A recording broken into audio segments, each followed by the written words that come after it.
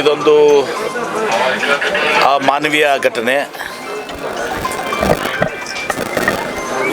ಈ 3 ಜನರ ಮೇಲೆ ಇವತ್ತೊಂದು ಏನು ದೌರ್ಜನ್ಯವನ್ನು ಎಸಗಿದ್ದಾರೆ.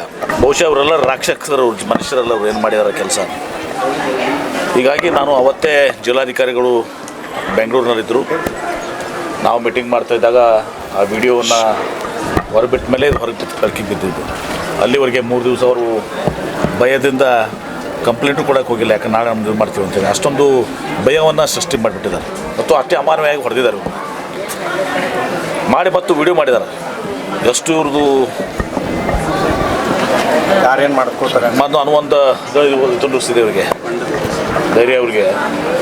ಹೀಗಾಗಿ ಪೊಲೀಸ್ ವರಿಷ್ಠಾಧಿಕಾರಿಗಳು, ಜಿಲ್ಲಾಧಿಕಾರಿಗಳು ಎಲ್ಲ ರೀತಿಯಿಂದ ಇದನ್ನು ಮಾಡ್ತಾಯಿದ್ದಾರೆ. ಮಾಧ್ಯಮದವ್ರು ತಾವು ಕೂಡ ಇದು ಮಾಡಿದ್ರಿ. ನಾನು ಕೂಡ ಮುಖ್ಯಮಂತ್ರಿಗಳು ನಾನು ಕೂಡ ಇದ್ದೀವಿ. ಅವಾಗ ಮುಖ್ಯಮಂತ್ರಿಗಳು SP ಅವ್ರು ಮಾತಾಡಿ ಒಟ್ಟು ಮಾಡುವಂಥದ್ದು ಮತ್ತು ಅವ್ರಿಗೆ ಏನು ಆ ಜನಕ್ಕೆ ಕಠಿಣವಾದಂಥ ಶಿಕ್ಷೆ ಆಗಬೇಕು.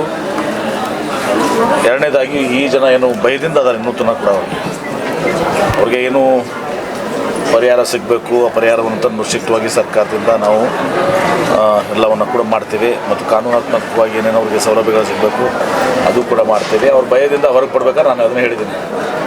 ಅವಶ್ಯಕತೆ ಬಿದ್ದರೆ ಅವತ್ತು ದಿವಸ ಅವ್ರು 3 ಜನಕ್ಕೆ ನಮ್ಮ BLD ಸಂಸ್ಥೆ ಜಮಖಂಡಿ ಕಾಲೇಜ್, ಯಾಕಂದರೆ ಚಿಕ್ಕಲಿಕ್ಕೆ ಅಲ್ಲಿನೇ ಇದೆ, ಅಲ್ಲಿ ಅವ್ರಿಗೆ ಅಂದ್ರೆ ಭಯದಿಂದ ಹೊರಗೆ ಮುಕ್ತ ವಾತಾವರಣದ ಅವ್ರಿಗೆ ಕೆಲಸ ಮಾಡಬೇಕಾಗಿ ಅದು ನೋಡ್ತೀವಿ ನಾ. ಅವ್ರ ಮೇಲೆ ಭಯ ಕಾಣ್ತದೆ ಮುಖದ ಮೇಲೆ ಅಲ್ಲಿ. ಅಥವಾ ಬೇಕಾದರೆ ಅವ್ರಿಗೆ ನಮ್ಮ ಆನಂದ ನ್ಯಾಮಗೌಡರು ಫ್ಯಾಕ್ಟ್ರಿದಾಗಲ್ಲಿ ಒಟ್ಟು ಅವ್ರಿಗೆ ಒಂದು ಕೆಲಸ ಮುಕ್ತವಾಗಿ ಕೆಲಸ ಮಾಡೋಕ್ಕೆ ಅವ್ರಿಗೆ ಅವಕಾಶ ಸಿಗುವಂಥ ರೀತಿಯಲ್ಲಿ ಅದನ್ನು ಮಾಡಿದರೆ ಬಹುಶಃ ಅವರು ಅರ್ಧಷ್ಟು ಅವರು ಭಯದಿಂದ ಹೊರಗೆ ಬರ್ತಾರೆ.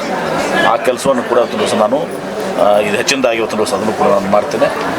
ಹೀಗಾಗಿ ಈ ಒಂದು ಘಟನೆ ಇದೆ, ಇದೊಂದು ಹೇಯ ಕೃತ್ಯ, ಇದು ಮಾನವೀಯ ಘಟನೆ. ಏನು ಮಾಡಿದಾರಲ್ಲ ಇವ್ರಿಗೆ ಕಠಿಣವಂಥ ಶಿಕ್ಷೆ ಆಗಬೇಕು. ಎಲ್ಲ ರೀತಿಯಿಂದ ಅಟ್ರಾಸಿಟೀಸು ಬರ್ತದೆ, ಕೆಲವೊಬ್ಬರ ಮೇಲೆ ಕೆಲವೊಬ್ಬರ ಮೇಲೆ ಬರೋದಿಲ್ಲ ಅದೆಲ್ಲವನ್ನು ಕೂಡ ಇದು ಮಾಡಿಸಿ ಕಾನೂನಾತ್ಮಕ ಏನಾಗ್ತದೆ ಶಕ್ತಿ ಮೀರಿ ಅವ್ರ ಮೇಲೆ ಕಠಿಣ ಕ್ರಮ ಕೈಗೊಳ್ತೀನಿ. ಇವರಿಗೆಲ್ಲವರು ಯಾವೆಲ್ಲ ರೀತಿಯಲ್ಲೂ ಸಹಾಯ ಸಹಕಾರ ಬೇಕು ಆ ಎಲ್ಲ ಸಹಾಯ ಸಹಕಾರವನ್ನು ಮಾಡ್ತೀನಿ. ಸರಿ, ಕೊಟ್ಟಿದ್ದು ದೊಡ್ಡದೇನಲ್ಲ. ಇವತ್ತು ಎಲ್ಲರಿಗೂ 55,000 ಕೋಟಿ ನಾವು ಕೂಡ ಕೊಟ್ಟಿದ್ದೀನಿ. ನೌಕರಿನೇ ಕೊಡ್ತೀನಿ ಅಂತ ಹೇಳಿ. ಸರ್ ಈಗ ಈ ಒಂದು ಕಡೆ ಏನಂತಂದರೆ ಘಟನೆ ನಡೀತದೆ. ಘಟನೆ ಆದ ನಂತರ ಮರುದಿನ ಕೂಡ ಏನಂತಾರೆ ಅವ್ರು ಕಿಡ್ನಾಪ್ ಮಾಡ್ಕೊಂಡು ಹೋಗ್ತಾರೆ. ಕಿಡ್ನಾಪ್ ಮಾಡ್ಕೊಂಡು ಅವ್ರು ಇಟ್ಕೊಂಡು 3 ದಿನ ಒಳಗೆ ಅವ್ರ ಕಾಲ ಅವ್ರಿಗೆ ಎಲ್ಲರೂ ಅಲ್ಲಿ ಇಟ್ಕೊಂಡು ಅವರೆಲ್ಲ ಹೊಡೆಯೋದು ಬಡಿಯೋದು ಎಲ್ಲನೂ ಮಾಡ್ತಾರೆ.